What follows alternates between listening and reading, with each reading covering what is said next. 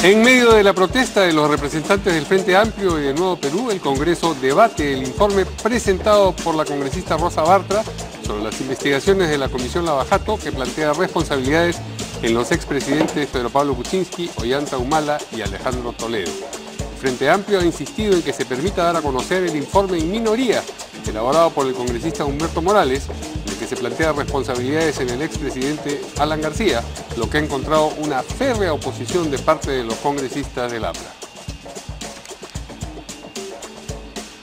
El Congreso excedió sus atribuciones, aseveró el presidente del Tribunal Constitucional, Ernesto Blume, al dar a conocer que ese organismo ha declarado inconstitucional la modificación de la cuestión de confianza. Blume resaltó que la resolución fue adoptada por unanimidad y será publicada el 15 de noviembre. A su turno, el vocero de Pronos por el Cambio, Gilbert Violeta, consideró la resolución como una muy buena noticia porque, en su opinión, permite salvar la bicameralidad. Y el congresista Miguel Castro afirmó ser el testigo protegido de la Fiscalía en la investigación por lavado de activos que vincula a Keiko Fujimori con el presunto financiamiento de Odebrecht a su campaña del 2011. El vocero de la bancada de Fuerza Popular, Carlos Tubino, se declaró sorprendido por la revelación y anunció que Castro será convocado junto a Rolando Reategui para dar explicaciones al grupo parlamentario fujimorista. Entre tanto, el fiscal José Domingo Pérez negó haber revelado la identidad del mencionado testigo protegido. De otro lado, la defensa de Keiko Fujimori formalizó hoy la apelación a la prisión preventiva por 36 meses que le fue impuesta la semana pasada. Mientras el presidente de la Subcomisión de Acusaciones Constitucionales, César Segura, mantiene su decisión de no tratar inmediatamente las acusaciones contra el fiscal de la Nación, Pedro Chávarri, el congresista Guido Lombardi advirtió que la bancada de Peruanos por el Cambio se retirará de ese grupo de trabajo si no prospera las acusaciones contra el máximo representante del Ministerio Público.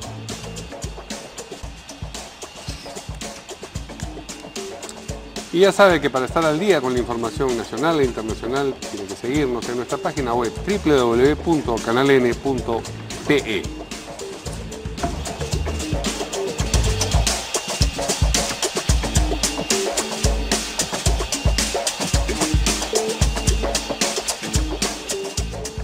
¿Qué tal, amigos? ¿Cómo están? Buenas noches, bienvenidos como siempre a En Portada, Verónica. ¿Qué tal? ¿Cómo están?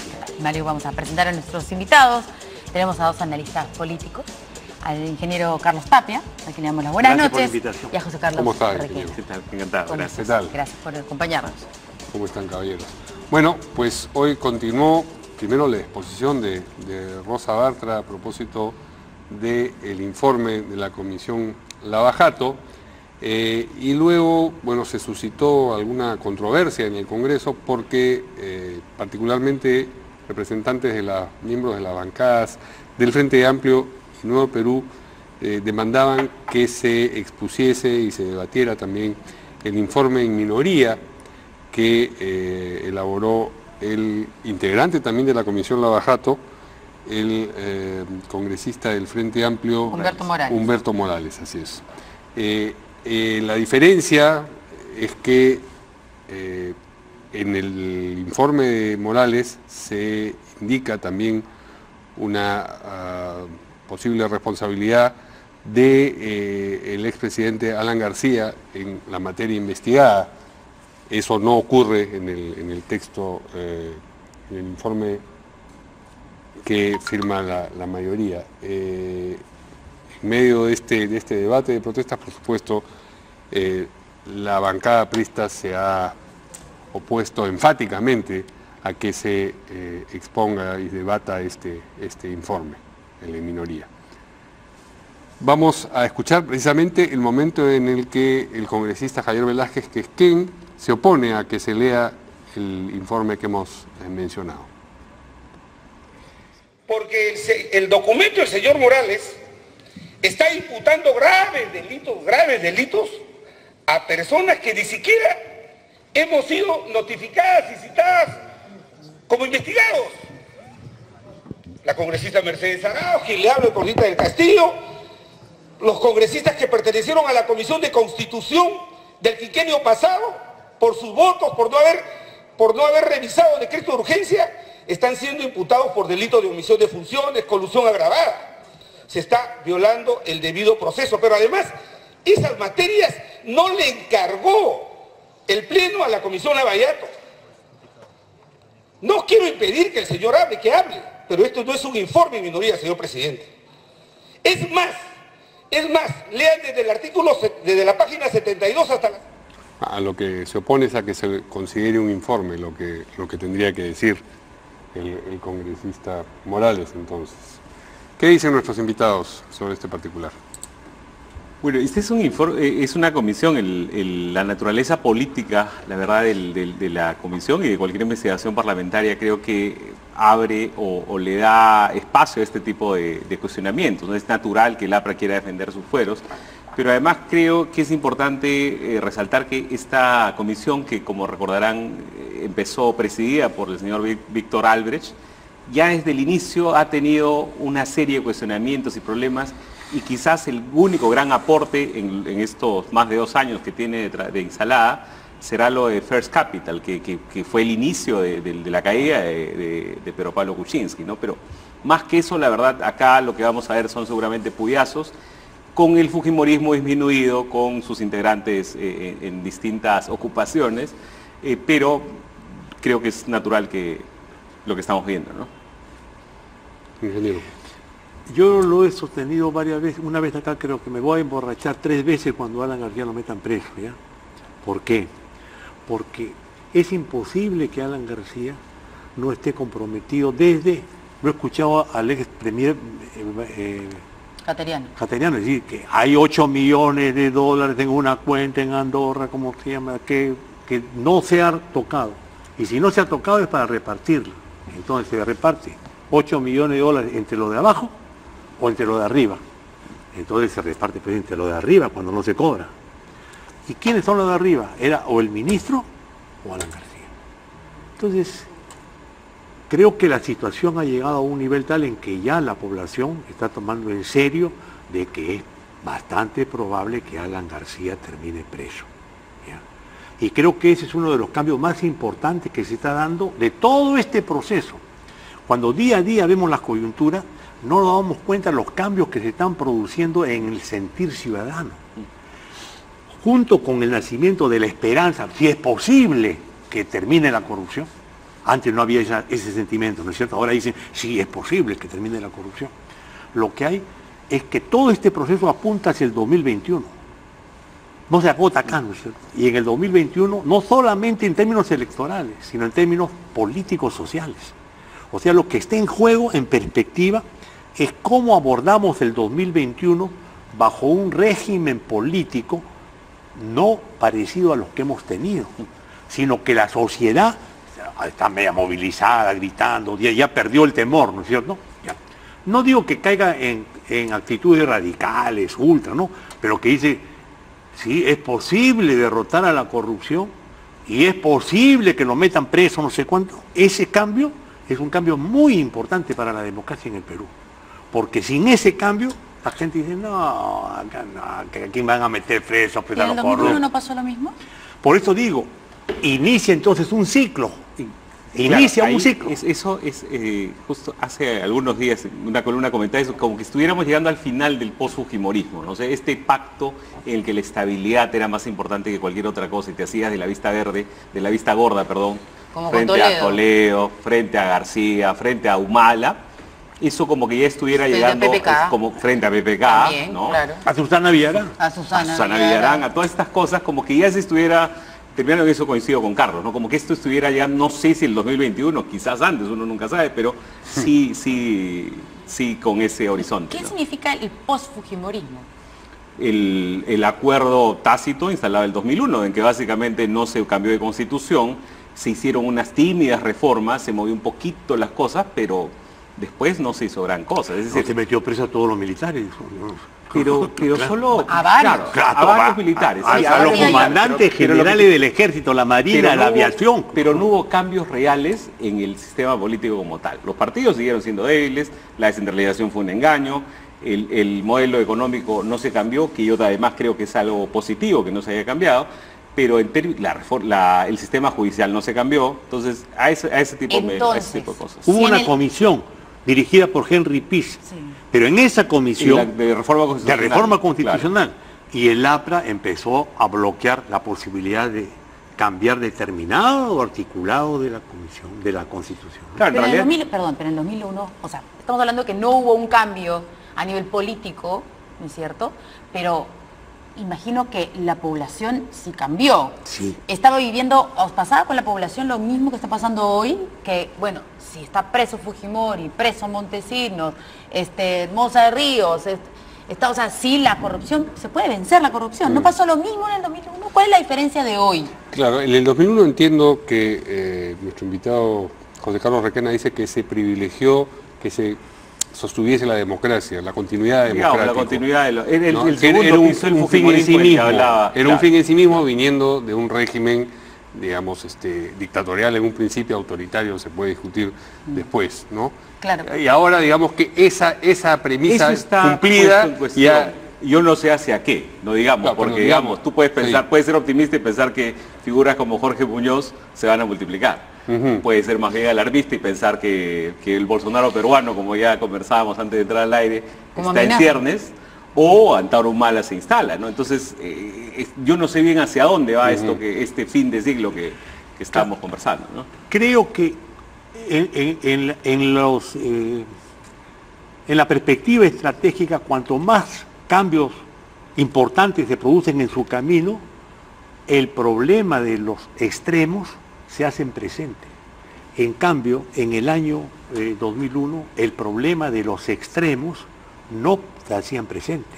En cambio, acá sí. Por un lado, cuando tú dices lo de Antauro Humala, lo mezcla con Anduviri, con lo que creas, ¿no es cierto?, conveniente, que dicen no queremos esto, fuera todos, abajo la Constitución, en fin. Pero también, por otra parte, desde el lado de lo que era la derecha liberal, neoliberal, ha surgido un conservadurismo terrible. Ese conservadurismo terrible es de lo peor de los valores morales, éticos, lo que fuera, ¿no? Y siguiendo la corriente de Brasil y viendo los puntos de vista que hay en Estados Unidos. O sea, cuidado que no demos cuenta de que es posible de que el agrupamiento de la derecha ya no sea un agrupamiento neoliberal, liberal, sino que es un agrupamiento de lo peor del ultraconservadurismo de la derecha ya trasnochada, ¿no es cierto? ¿Y quién es el rostro de este conservadurismo? Porque ha hablado usted de personajes como Anduviri, Antauro y del conservadurismo. Yo he leído en una columna de un periódico digital que se llama El Montonero, de Víctor Andrés Ponce, un artículo sobre ese sentido que dicen el hombre es Rafael Rey. ¿Por qué? Porque tiene garantizadas tres cosas. Primera, su lealtad a la religión católica, a la base de la religión católica. En realidad, los cristianos en general, evangélico y católico. Sí, Dos, el que no duda en felicitar directamente a la Fuerza Armada, etcétera, y no le hace juego a ninguno de los proterroristas. Y supongo que por mí, ¿no? Y en tercer lugar, que no les tiembla la mano de decir en voz pública: no estamos a favor del aborto, estamos en contra del matrimonio gay, estamos en contra de todas las cosas que se supone son sostenidas por los caviares, ¿no es cierto? O sea, es anticaviar, sí, antiproterrorista y anticomunista, neocomunista, perdón. Te olvidaste lo de promercado, ¿no? En realidad te estás refiriendo a un artículo de Carlos Hugo Santander en El Montonero, que reseña una conversación que él tuvo en Cusco, con estudiantes, que en realidad eran ellos los que sugerían eso, ¿no? Bueno, pero nos hemos apartado un poco del tema Lavallato. Empezamos a hablar de que Alan no estaba en este informe y terminamos hablando bien ustedes. ¿Cuál es la importancia del informe en sí mismo y del hecho que se bloquee? Porque claro, este informe, terminado que fuese, va a la Fiscalía, no es que, por sí y ante sí sanciona, digamos. Ahí el tema, a mí lo que me llama la atención es que no se haya considerado el lado electoral, digamos, el lado de las campañas, del financiamiento de campañas, y se hayan centrado más bien en las obras públicas. Ese ha sido el criterio para no ver a Keiko Fujimori, mientras las investigaciones en la Fiscalía lo que están centrándose solamente es en las campañas, y las obras públicas no sabemos nada qué ha pasado con la línea 2 del metro. ¿Qué debería ser? Pues ¿Los dos? para mí me habla, yo creo que las dos cosas, ¿no? Yo creo que Las obras públicas son importantes, ¿no? por supuesto, lo cual te habla también un poco de la politización Tanta plata. que siempre se niega, pero lamentablemente ese tipo de, tanto acá como en la investigación de la Fiscalía, creo que hay un sesgo político, ¿no? José Carlos Requena ya dijo que a su entender avanzaba a trompicones y tropiezos la investigación de la Lavajato. ¿Usted piensa lo mismo también, que ha sido un trabajo teñido por la presencia de las fuerzas políticas que se tienen haciendo? No. Yo le he visto a la congresista Bartra, Sí. ¿no? Bien articulada, bien, por más que sea fujimorista, pero tiene profesionalismo. Ujú. ¿Ya? En el caso además, Víctor Andrés García Belaúnde, que es el que está en la comisión, ha sabido decir que de los 11 casos que se han investigado, 9 casos están fuera de toda duda, que están muy bien desarrollados. ¿No es cierto? Y él no es fujimorista, ¿no? Está muy bien desarrollado. Pero que en los dos casos que sí han sido cuestionados, alterados o no puestos en el informe, lo de Alan García y lo de Keiko, eso sí es una expresión de la politización de la comisión, ¿no? Ahora, también este informe dice que Nadine Heredia habría sido determinante para que la empresa brasileña OAS obtenga la buena pro del proyecto del Hospital Antonio Lorena, este hospital del Cusco, a través de un, voy a leer entre comillas, acuerdo ilícito con el expresidente regional del Cusco, Jorge Acurio Tito, en el 2012. Indica que el fiscal Germán Juárez Atoche sustentó el pedido de prisión preventiva contra Humala Yeré en el 2017 con, entre otros detalles, la acusación de OAS, que habría otorgado una coima de 4.75 millones de soles para lograr la buena pro del Hospital Lorena. Yo sobre eso sí yo he sido testigo presencial de algo, ¿ya? Porque dice el año 17. No, pero lo de los 2012. Dice. 2012, Sí. Ya. Lo del hospital, ¿Quién era presidente en el año 2012? Ollanta Humala. Se tomó el acuerdo, antes de que ganara las elecciones, de que en ningún proceso electoral regional se iba a participar como gana Perú, porque se corría el riesgo de perder esas elecciones regionales que eran anteriores a las elecciones presidenciales. 2010, Claro, así fue. Y de repente nos llaman a una reunión, yo estaba pues de asesor de Ollanta Humala, ¿no? Y que Cusco tenía que ser un caso singular. ¿Cómo es que Cusco va a ser un caso singular? Claro. ¿Por qué? ¿Cuál es el razonamiento político? Claro, entonces todavía era no se le había político. Había político, había no se le billetera. había hecho del Claro. hospital no sé Billetera cuánto, más nada, ¿no? Entonces, Claro. ¿por qué es esto? Y me mandan a mí al Cusco para conversar con el señor Acurio. Sí. Y ahí la conozco recién a Verónica Mendoza, que era una militante que estaba pues en el Cusco, ¿no? Ujú. ¿Ya? Pero todo el mundo no estaba de acuerdo en que se rompiera pues la norma de que no se debe participar como gana Perú, y se hizo cuestión de Estado en Lima, no en el Cusco, en Lima. Y ya se resolvió porque ¿Y cuál era el argumento, digamos, electoral? el pretexto para decir Cusco tiene que ser distinto a todo el resto? Porque Cusco era desde el centro del Tahuantinsuyo, Ya. Cusco era El no sé ombligo qué, del era mundo. así Claro. todo, ¿no? Y de verdad, o sea, y te lo decían, y el Agurto era una persona muy, Enfática. Acurio, ¿no? Pero la gente del Cusco no estaba de acuerdo con él, manejaba las cosas verticalmente porque tenía un respaldo de arriba, Ujú. parecido a lo de Ana y Figari.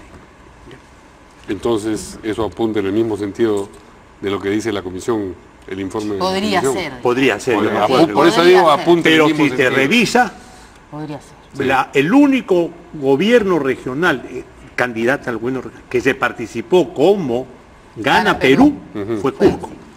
Que claro, que además Humala estuvo en la juramentación de Acurio y Acurio ahorita está en la cárcel, ¿no? Es decir, todo el mundo se preocupa por Keiko, por lo que el señor Acurio está en la cárcel, aparentemente, bueno, su defensa no ha apelado ni nada a la prisión preventiva que tiene, pero está en la cárcel y no se ven avances en la investigación. Este es el caso que también involucra a este abogado Salazar, si mal no recuerdo, el que fue presidente del Regata, ¿no? Entonces, yo creo que es una buena ocasión para retomar el interés por estos casos que han quedado un poco rezagados, por la atención que se le ha puesto al caso de los fujicócteles, ¿no?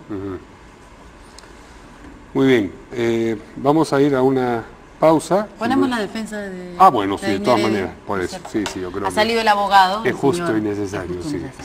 El señor Wilfredo Pedraza, el abogado de Nadine Heredia, a decir que estas conclusiones, esto de Nadine Heredia y la plata, la coima supuesta para hacer el hospital en el Cusco, ha dicho, estas conclusiones de la comisión eran previsibles y que no añaden nada en lo que ya se viene investigando en el Ministerio Público. Este tema está en el Ministerio Público y que la comisión no ha aportado nada nuevo. Es lo que ha dicho el abogado de Nadine Heredia. Ahora sí.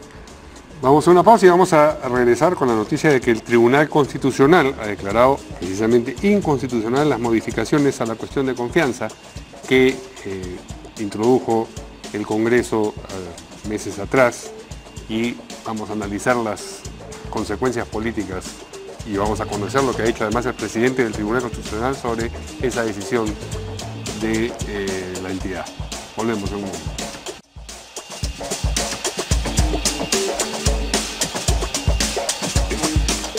Bueno, el Congreso excedió sus atribuciones, es lo que ha dicho el Tribunal Constitucional. Bueno, en una conferencia de prensa, el presidente del Tribunal Constitucional, Ernesto Blume, así lo dijo y dio a conocer que el tribunal ha declarado inconstitucional esta modificación del tema de la cuestión de confianza. Hay que recordar que esto puede ser el año pasado, ya no me acuerdo muy bien. No, este año creo que sí. En el verano.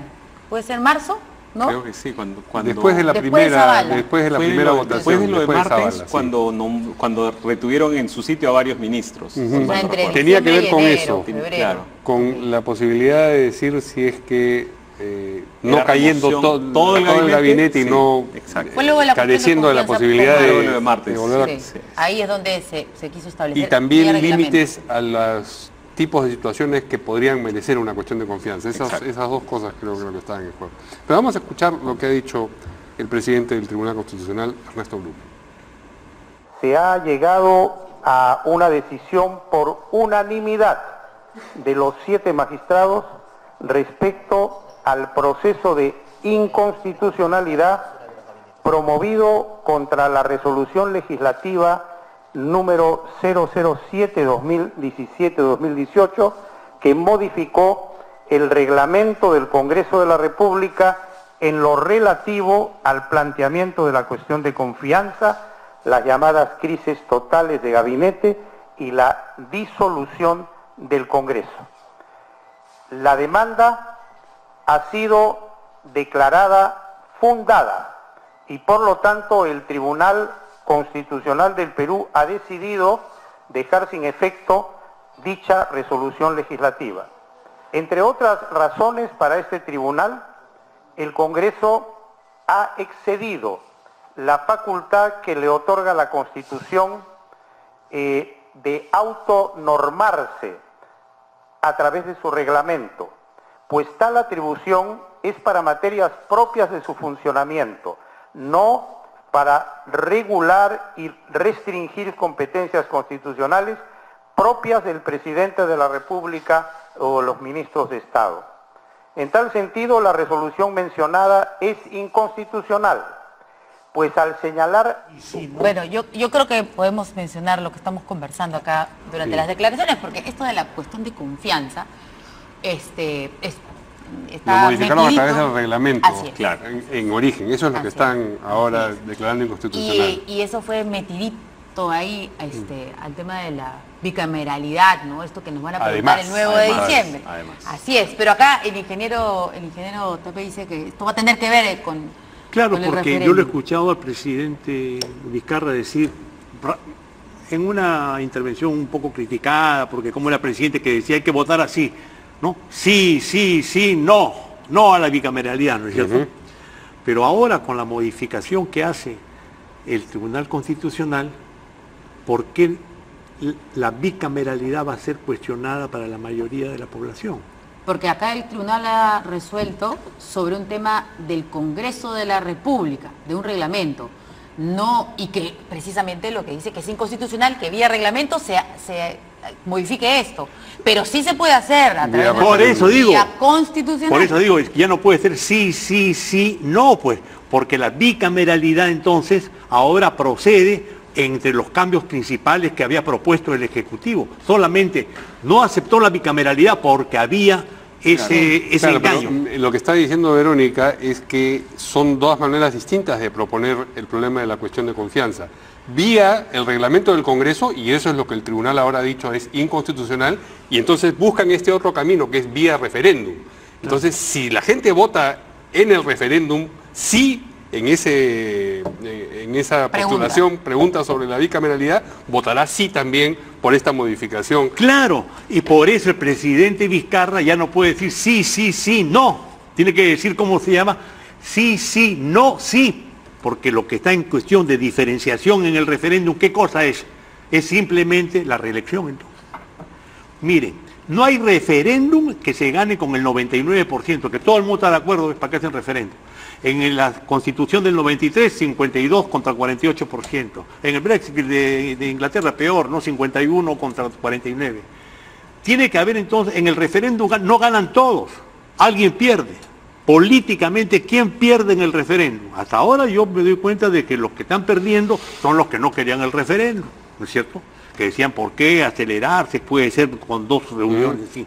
Pues bien, pero ahora solamente queda como elemento de diferenciación, ¿qué cosa? La no reelección. Ese es el punto de elemento de diferenciación. Claro, esa es la interpretación que están dando. Una cosa que hasta ahora no hemos escuchado es qué dice el presidente Vizcarra de esto, ¿no? Porque han hablado el señor Violeta, el señor Bruce, y han dicho más o menos, creo que con otras consideraciones, pero diciendo, ok, ahora sí, votemos también por la bicameralidad. Eso es lo que yo he escuchado que han dicho, ¿no? Pero yendo ya a la resolución como tal del jurado, creo que es importante tener un jurado del tipo que tenemos ahora. Creo que después de mucho tiempo tenemos algo, un colegiado que es absolutamente confiable, digamos, que no puede ser... Y además... Le ha hecho 3 en raya a la mayoría parlamentaria, ¿no? Además, porque este es la tercera disposición o decisión que revisa. La de la conformación de las bancadas mixtas y lo de la ley Mordaza, ¿no? La llamada ley Mordaza. Claro, golpea políticamente también a la mayoría. Claro. ¿No? Sí, en los 90 los hubieran descabezado, ¿no? Felizmente esas cosas ya pasaron, ¿no? Son cambios que se están, por eso digo, son cambios que se están produciendo y que pasan a veces por agua fría, ¿no es cierto? Pero son cambios muy importantes. La justicia peruana anterior, imposible que hubiera tomado decisiones del calibre que está tomando ahora contra la mayoría congresal. ¿Dices anterior con Inostroza, dices?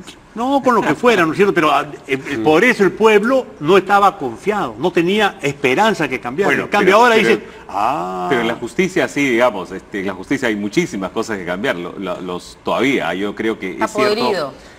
Pero en los índices internacionales, hace 2 o 3 semanas el ranking del Foro Económico Mundial nos ubica en el 5º inferior, ¿no? No necesitamos ir acá, ningún Además, ranking internacional, no, yo por sé, favor. pero... O sea, yo sé. Los protagónicos de los cambios políticos en nuestro país es el Ministerio Público y el Poder Judicial. Por favor, dos instituciones corruptas.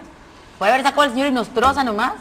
Por favor. Y yo no estoy hablando del tema político, sino en el día a día, en el papelito, en el escrito. Dígame, pero ¿ustedes creen que no ha nacido una esperanza en el pueblo para poder conseguir justicia de verdad? ¿Yo? Y que, no. Por eso digo, yo creo que la mayoría del pueblo ve el cambio. Y dice, no, han metido presa a Keiko, han metido presa esto, han metido presa esto. O sea, los poderosos pueden ir presos. ¿Por qué en el 2001 no hubo ese cambio? Hubo. O sea, hubo el cambio de la población, hubo marchas, hubo también un montón de cosas, pero no hubo cambios políticos. Y esta vez sí hay cambios políticos, pero yo siento que la gente está no está tan conectada como en el 2001. Bueno, recordarán. ¿O no? Este informe que estamos escuchando, sí. Si el 8% de la población se da cuenta de esto, lo lee o está interesado, es mucho. El 92% no, pero sí, el 92% sí dice, Keiko está preso, ya, entonces a los poderosos se les puede meter preso. Ese cambio es muy importante en la subjetividad de la población, independientemente de los problemas técnicos de implementación de la justicia y del debido proceso. No, es otra cosa. Bueno. Sí, yo comparto el escepticismo de Verónica. Sí. Ahora, a propósito de esto que mencionaba hace un momento, de el 3 en raya que le ha hecho Sí, el sí, Tribunal no, Constitucional al Congreso, no, las 3 decisiones que le ha revisado Claro. y que ha declarado constitucionales, el vocero, el nuevo vocero de la bancada de Fuerza Popular ha dicho, tenemos que reflexionar, o sea, por lo menos ha dicho, bueno, algo estamos haciendo de manera inadecuada porque ya tercera vez que nos enmiendan la plana. Claro. Eso es lo que yo entiendo y me parece bien que lo diga, digamos, alguien tiene un brote de conciencia. Autocrítica al menos, ¿no? Sí, Sí. pues. Sí, bueno, ojalá que efectivamente recapaciten, porque esta ley, creo que cualquier especialista o gente con algo de conocimiento de derecho constitucional te decía que era una barbaridad, ¿no? Sobre todo por lo que ha dicho Blume de la invasión de fuera. O sea, tú no puedes obligarle al Ejecutivo A través del reglamento del a Congreso. través del reglamento del Congreso, además, Claro. cómo puede presentar o no y en qué circunstancias es una cuestión de confianza. Pero sí a través de la Constitución, ¿no es cierto? Sí, claro, Eso es lo claro. que se va a decidir el 9 de diciembre.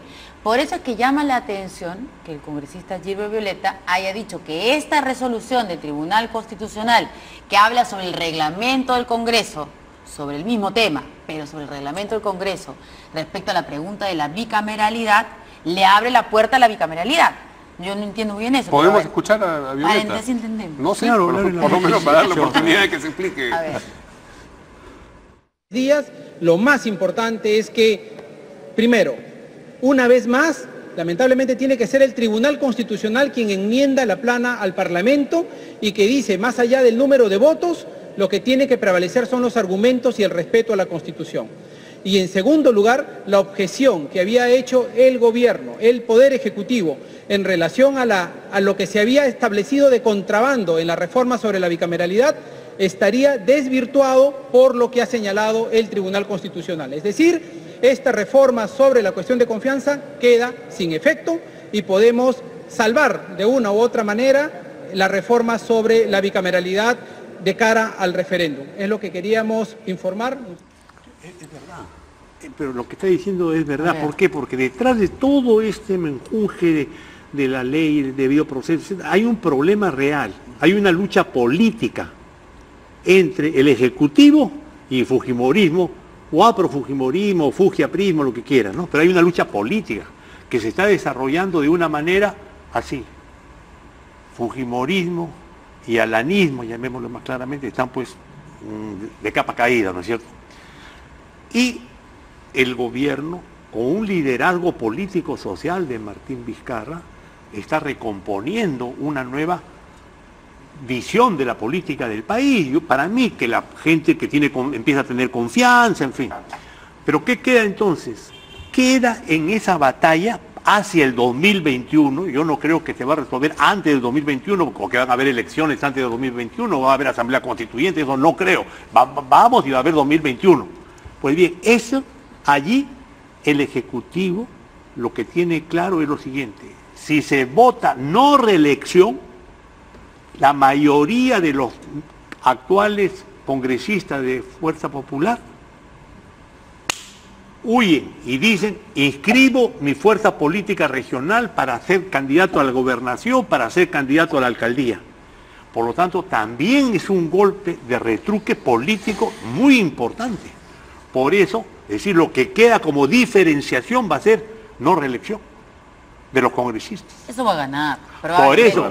Probablemente. Por eso pues te digo, entonces siempre hay un referéndum, tiene que haber ganadores y perdedores. No puede ser que todo el mundo gane. ¿Y usted está a favor o en contra de ¿De la qué? reelección de congresistas? No, la reelección de congresistas, en este caso yo estoy a favor de que no se reelijan este Congreso, porque este Congreso es responsable de muchas cosas, ¿no es cierto? Desde que llegó PPK al Claro, poder. estás cambiando la Constitución Por una circunstancia. por una circunstancia No. absolutamente coyuntural, porque tú dices, ¿tú Este estás en Congreso. contra de la idea de reelección o solo de este Congreso? No, yo creo que es que lo Sí, cuestión, porque por eso te digo, no, pero la Constitución debería perdurar.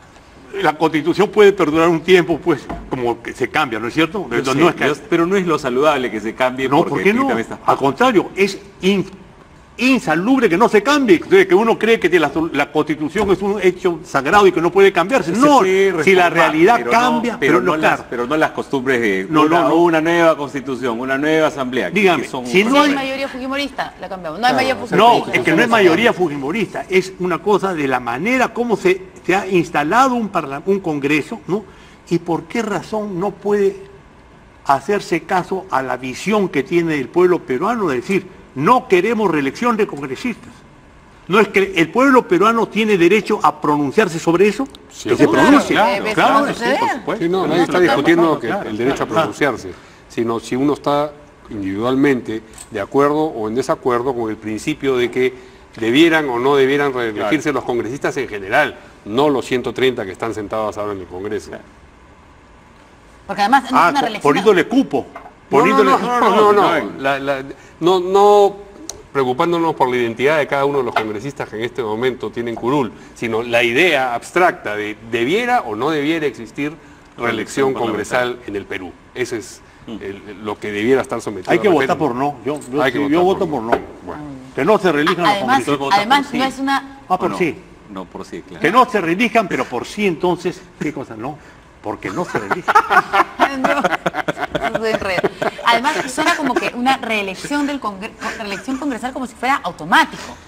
O sea, postular a la reelección, ya de ahí que... O sea, además aspirar a la reelección. Aspirar a la reelección, el el porcentaje de reelecciones 25%, es mínimo, sí, creo que 15, menos incluso, entonces...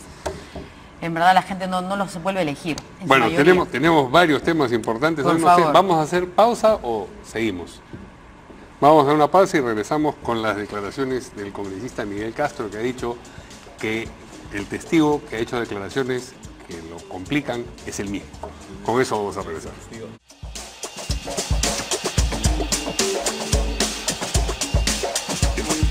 Bien. Como ustedes recuerdan, ayer el fiscal Pérez Gómez mencionó al congresista Miguel Castro, pero no lo mencionó como testigo, dijo que un testimonio lo mencionaba o lo había mencionado como participante, digamos, en este procedimiento por el cual había gente que declaraba haber hecho aportes a la campaña del fujimorismo del 2011 sin realmente haberlos hecho. Más tarde por la noche apareció el congresista Miguel Castro y dijo que él era el testigo protegido. Es decir, en buena cuenta estaba diciendo saben qué cosa, han utilizado... Él se autodelata. Han utilizado mi testimonio para ponerme en esta situación. Y además dijo, lo que habrá que discutir, que el fiscal había revelado su identidad como testigo protegido. En ningún momento dijo, él es el testigo protegido. Pero en fin, y ha dicho más, el congresista Miguel Castro ha dicho que quiere retirar su testimonio y esto ha provocado también una discusión sobre si puede o no puede retirar un testimonio ya hecho. Puede ya no querer ser testigo protegido, pero el testimonio está ahí. Vamos a escuchar lo que ha dicho el fiscal Pérez Gómez, porque hoy, durante la audiencia de hoy sobre los casos que continúan a propósito de los pedidos de prisión preventiva, dijo que él no ha revelado la identidad o no había revelado la identidad de Miguel Castro. Vamos a escuchar. La persona se presenta a la oficina y solicita algún tipo de protección. Como ya se ha explicado anteriormente, una de ellas, y probablemente esencial o de primer nivel, es la reserva de la identidad. Definitivamente, una vez reservada la identidad, el Ministerio Público no revela esta. Y a toda persona que se presenta a la oficina fiscal se le da cuenta de sus derechos y sus deberes. Se le da cuenta precisamente de que puede, si desea, abstenerse a declarar si hay una circunstancia que pueda surgir su responsabilidad penal. No podemos ser ingenuos que cuando un testigo se presenta de manera voluntaria y espontánea, días después pretenda dar informaciones públicas y por el contrario se desdiga de su versión, de su dicho, y por el contrario termine señalando de que quien lo está afectando es el fiscal. Lo que nos debe llevar precisamente a la conclusión, señor magistrado, de que Esta investigación va a ser dura, definitivamente. Esta investigación va a tener bastantes escollos, definitivamente, pero continuaremos. Muy bien. A ver, ¿qué dicen nuestros invitados sobre el caso del congresista Miguel Castro? Bueno, es algo, la verdad, bien confuso, ¿no? Porque, digamos... Tremendamente confuso. Yo estaba tratando de desentrañar lo que dijo el fiscal. No podemos ser ingenuos. ¿Para qué? Nunca resuelve esa Claro, pero esa además premisa. yo no entiendo cuál propósito será la de qué. motivación. Sí. Claro, Pérez insinúa que quieren torpedear su Sí, investigación, ¿no? Pero la verdad no termino de entenderlo. Yo pensaría, y dado que Tudino, el congresista Tudino a lo largo del día ha dicho vamos a esperar los descargos de él, y el congresista Reati, Así a que es. también claro, y estamos dando por sentado que es uno de los testigos protegidos, pero hasta donde yo Él sé... ha dicho, he tenido que decir mi Él verdad. él ha mandado una carta, ¿no? Sí. Ya, bueno, eso hace pensar, pero entiendo incluso que hay implicancias legales si es que uno revela el nombre de los testigos protegidos. También hay Entonces, debate sobre eso. También hay si hay debate. implicancias. No hay debate en este país, pero bueno. Pero son dos casos distintos, ¿ah? Sí. O sea, distintos en el sentido, la reacción del congresista Reate y la reacción del congresista Castro. Por eso creo yo que el fiscal no ha podido ser tan contundente como en el caso del testimonio que dio el congresista Reate. Castro hasta ayer formaba parte todavía, digamos, de la estructura fujimorista. Sí. Claro, Bueno, fue a visitar a Vizcarra y eso hizo que le levantaran una ceja, pero no estaba, digamos, y Castro no es tan- marginado como está Reate, ¿no? Sí, y ya fue candidato en 2011, es decir, no es tan nuevo en Fuerza Popular como Yesenia Ponce o alguno de los nuevos. Sí.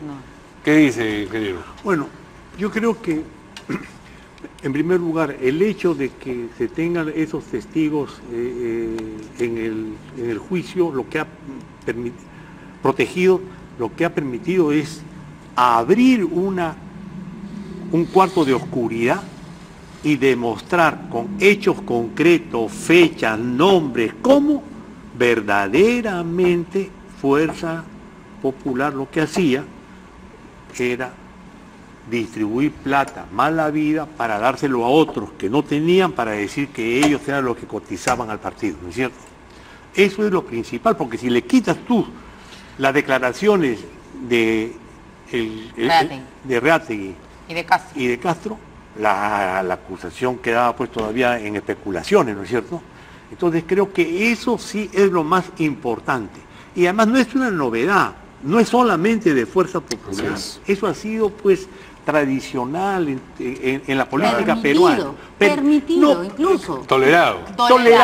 Yo me acuerdo que Dionisio Romero, el papá, tuvo una entrevista muy valiente en El Comercio, cuando se retiraba ya de la presidencia del directorio del Banco Central, del Banco de Crédito. Le preguntan, ¿y cómo los políticos? ¿No? Bueno, nosotros hemos dado pues... Habíamos ayudado económicamente al candidato de tal, al otro candidato, o sea, a todo el mundo los ayudaba, ¿no es cierto? No se acordaba de Villanueva en 1980, ¿ya? Y dice, para quedar bien con la policía. Y le preguntan, Alan García, en el 85, dice, no, esa me salió gratis. O sea, que sin yo dar nada, me dieron a mí. Por eso es que el roche de Alan García, ¿no es cierto? Entonces, eso ha sucedido en el Perú y en buena hora que ahora se esté haciendo todo esto para que por fin queden vacunados todos para decir no se puede. Y hay cambios en la ley y bueno, próximamente también a nivel constitucional. Bueno, habría que esperar que efectivamente que las campañas recientes pasen por el rigor por el que está pasando Fuerza Popular ahora, ¿no? Es lo que pero eso es difícil, o sea, pero es lo que deberíamos esperar, es decir... la gente pone plata? Yo no, me vuelvo loco, yo no pondría ni un centavo a una agrupación política, o sea, quienes ponen plata... Es que no eres militante, pues. Pero si no eres militante, como en el caso de los... Porque Odebrecht a la Fuerza Popular dio 1 millón. Con 1 millón no haces una campaña, ¿no es cierto? Usted sabe, no se hace. Por 1 millón no se hace. Entonces, estamos hablando solo de Odebrecht, pero muchas otras empresas también aportaron. Aportaron a Keiko, aportaron a Ollanta y a los otros candidatos también, porque no ponen todos los huevos en una canasta, pues. Pero, ¿para qué ponen la plata? Obviamente para luego decirle, oye, ¿cómo es? Si es que gana, ¿no? Claro. Obviamente. Claro, ahí abres la discusión de si es necesario o no el financiamiento privado o si vamos a un esquema de financiamiento público, que también es una cosa que... No quedó todavía clarísimo con estas yo sé, que se han hecho. En Brasil no hay el camino de la propaganda electoral en televisión. Algo así. Entonces, un camino, porque el 75% de los costos de la campaña son los avisos en televisión. Pues. Entonces, si tú dices, bueno, entonces ya pues, no. Ahora, eso no les ha permitido a los brasileños, digamos, curarse el problema de la corrupción. No, pero en mayoría. Pues, echa la ley, echa la trampa, ¿no? Y por eso yo recordaba al famoso señor Chocherín. ¿Se acuerdan de Chocherín? Claro.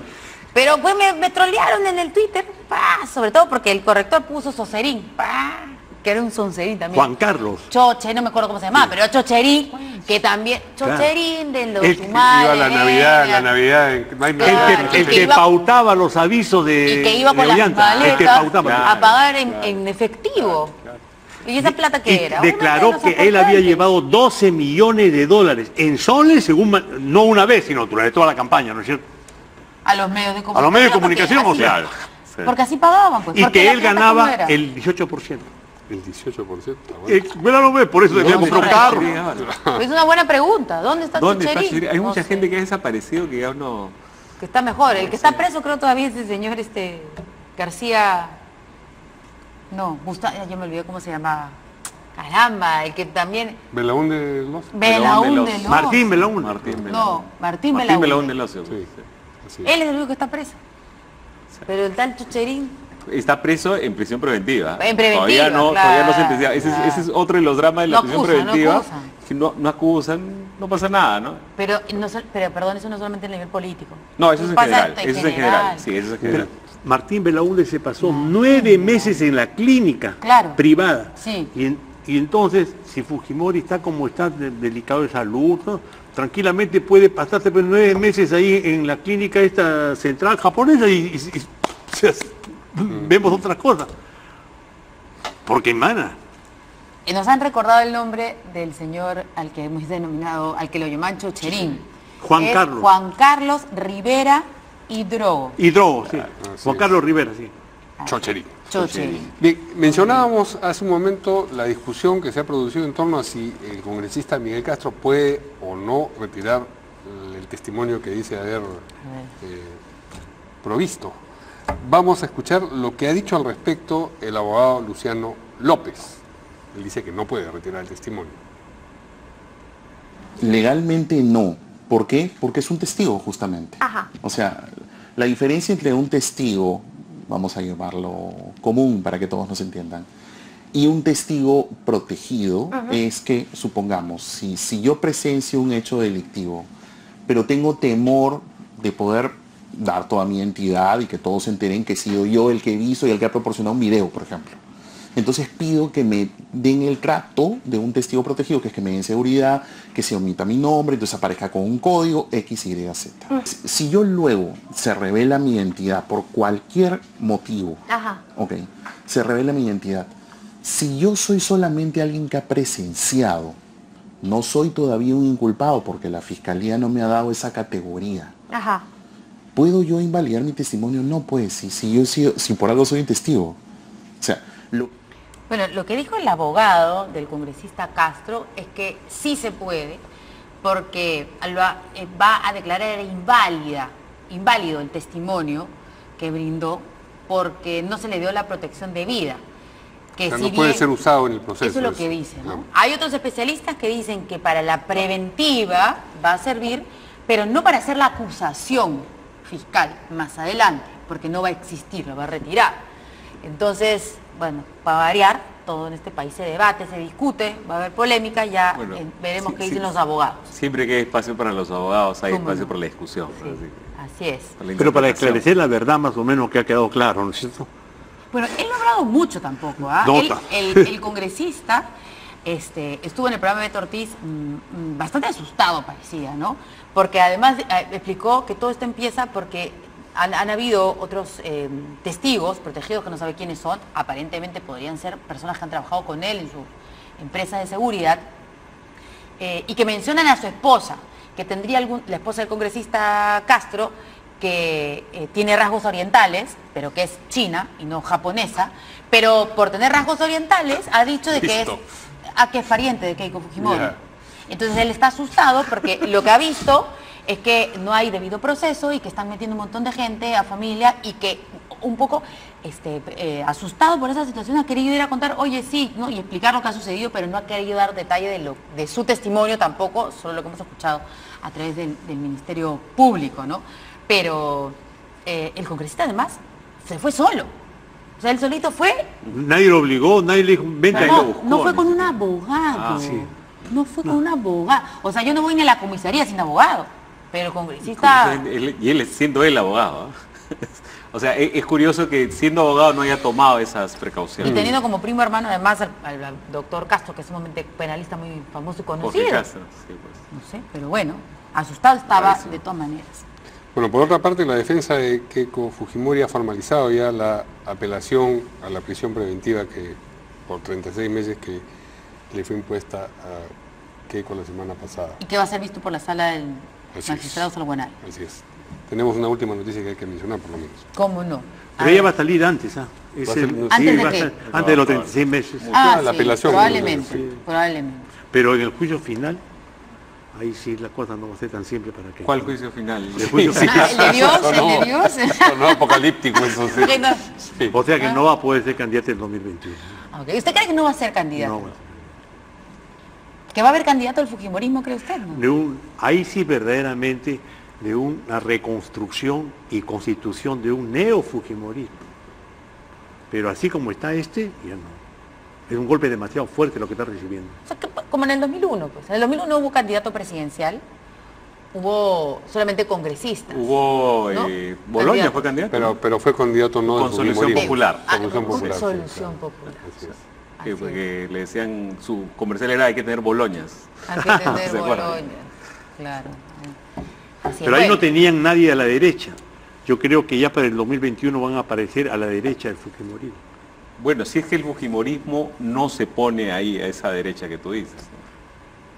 o sea, más albertista, dices. No sé si albertista o más conservadora, más... Más sé. albertista. No, es que no, es que ya el conservadurismo que vemos cuando leemos lo de la declaración, la entrevista en el Cusco, etcétera, eso da asusta, pues. O sea, ya es cosa bien brava, pues. Es un conservadurismo que bordea casi a lo criminal, o sea, es un extremismo de derecha. Creo que Bolsonaro. Parecido, entonces ya ahí Fujimorismo es una posición de centro ante esa situación. ¿Usted va a votar por fujimorismo en ese caso? No, En la segunda vuelta vota por fujimorismo. ¿Cuál es la entrevista en el Cusco, perdón?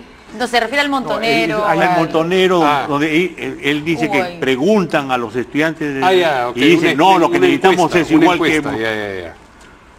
Entiendo. Bueno, abajo los proterrucos. Usted se siente aludido.